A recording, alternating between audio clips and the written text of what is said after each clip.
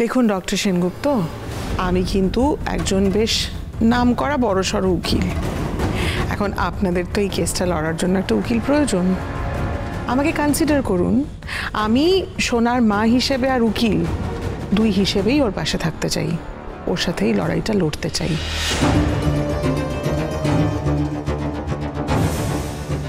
সোনা, তোমায় কিন্তু পুলিশের কাছে যেতে হবে। সোনা একা যাবে না কুন্তলা, আমি আর দাদাই সঙ্গে যাব। ঠিক আছে।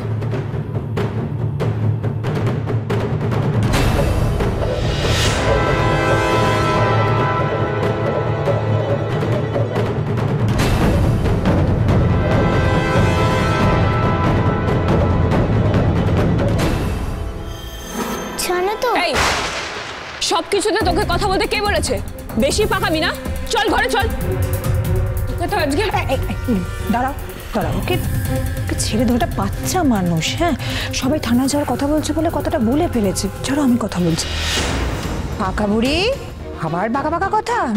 তোমাকে আমি কি বলেছি? বড়দের মধ্যে একদম কথা বলতে নেই। দীপ, ওকে ঘরে নিয়ে যা। রান্না করে গেলাম। তুমি চলো আমার সাথে। কি হচ্ছে আমি তো কিছুই বুঝতে পারছি না। সবকিছু তো হাতের বাইরে বেরিয়ে যাচ্ছে। ওই দীপালি বা কোথা থেকে উড়ে এসে জুড়ে বসলো। ও যদি সত্যি দিদির লোক হয় তাহলে তো কুন্তলা আমাকে ছেড়ে কথা বলবে না। কি করা? অফিস, আমি অফিসে যাব। ওখানেই কোনো ক্লু পেতে পারি আমি।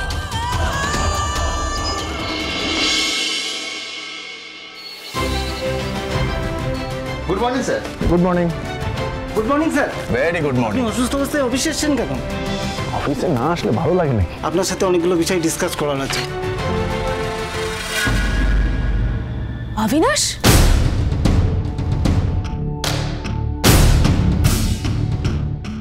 আরে আরে দাঁড়ান দাঁড়ান বলছি। অবিনাশ সেখানে? মানে উনি বিদেশে যাননি? তার মানে দিদিও যায়নি? ওরা দুজনেই এখানে? ঘরে আমি ঠিক ধরেছিলাম। এবার হাতে নাতে ধরবো আমি।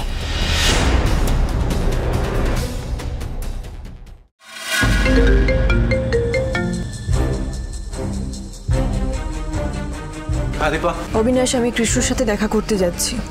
ডাক্তারবাবু কৃষ্ণর উপর এতটাই রেগে আছেন যে ওকে পুলিশে দেবেন বলছেন। ওনার জায়গায় আমি থাকলে আমিও এই কাজটাই করতাম। উনি ঠিকই করছেন, কিন্তু আমি জানি কৃষ্ণ এরকম কাজ করতে পারে না। তাই আপনি একটু দেখুন না, জল যেন বেশি দূর না গড়ায়। আপনি প্লিজ কিছু করুন। ঠিক আছে, আমি দেখছি। আমি অফিসে এসেছিলাম, কিন্তু এখান থেকেও পালাতে হবে আমায়। কেন? উর্মি এসেছে অফিসে। আমাকে দেখে ফেলার আগে আমাকে এখান থেকে বেরোতে হবে।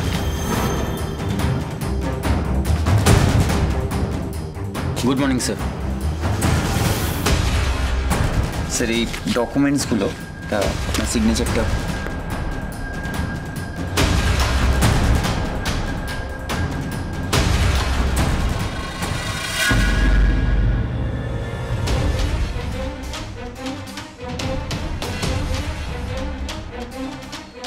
এই তো অবিনাশ, আমি ঠিকই দেখেছিলাম তাহলে। অবিনাশ,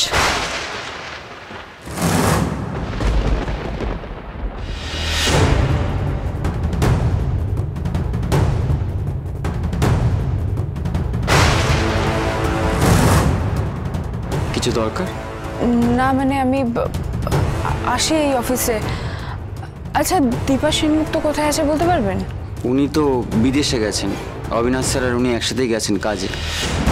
ও, আমি অফিসে একটু ওয়েট করতে চাই। কিন্তু কার জন্য ম্যাডাম? দিদি নেই, কোথাও নেই। তাহলে কি দিদি সত্যি বিদেশে? তাহলে দীপালি বা কোথায় গেল? অফিসার, আমি বলছি কোথাওটা ভুল হচ্ছে জানেন তো। এই সেনগুপ্ত বাড়ির সবাইকে আমি খুব ভালো করে চিনি, আর যার উপরে এই অ্যালিগেশনটা এসছে কৃষ্ণ, তাকে আমি খুব পার্সোনালি চিনি। এই বাড়ির 2 মেয়েকে যখন মুম্বাই থেকে পাচার করে দেওয়া হচ্ছিল তখন এই ছেলেটি কৃষ্ণই কিন্তু রেস্কিউ করতে হেল্প করেছিল। আমার মনে হয় কোথাও একটা ভুল হচ্ছে অফিসার। এই ছেলেটি এরকম করতে পারে না। এক্সকিউজ মি অফিসার, আমাদের একটা কমপ্লেন লঞ্চ করার আছে। কৃষ্ণ রায় নামক একটি ব্যক্তি আমার ক্লায়েন্ট সোনা সেনগুপ্তের সঙ্গে অশালীন আচরণ করেছে।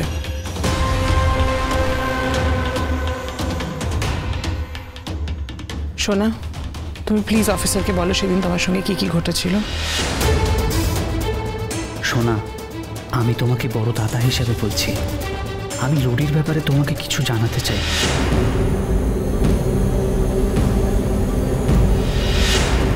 সোনা, তোমার এই অবস্থা কে করলো? তুমি এত নোংরা, তুমি এরকম একটা জঘন্য কাজ আমার সাথে করলে কি করে? সোনা,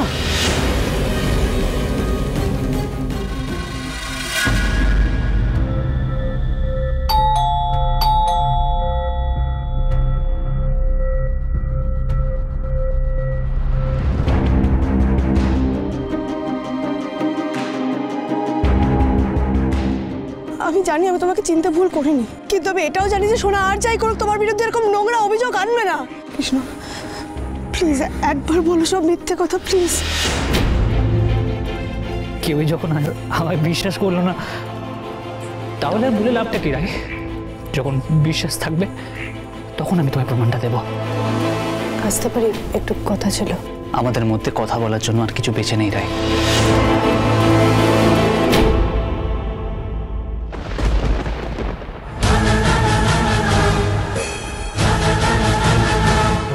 কথা আছে, এক মায়ের তার ছেলের সাথে কথা আছে। তুমি কি আমাকেও ফিরিয়ে দেবে কৃষ্ণ?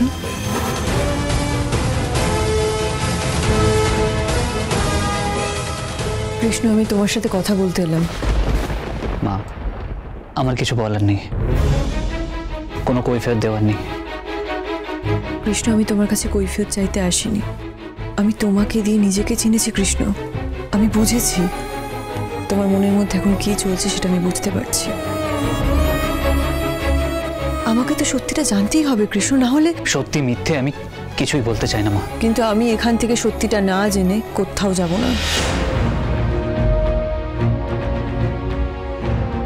আমি মা, আমার মাথায় হাত রেখে বলো কৃষ্ণ যে তুমি এই কাজ করেছো। আমি জানি কৃষ্ণ তুমি করোনি, করতে পারো না। কৃষ্ণ, আমাকে সত্যিটা বলো প্লিজ।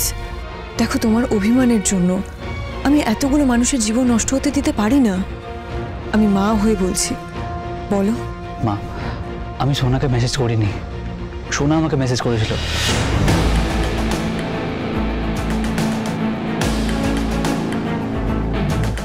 এই দেখুন।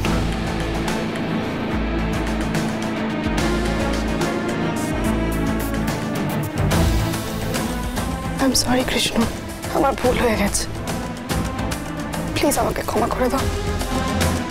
তোমাকে আমার কিছু বলার নেই রায়, তুমি তো ঠিকই করেছো। যে কোনো মানুষ আমাকে যেভাবে বিচার করবে তুমি ঠিক সেটাই করেছো।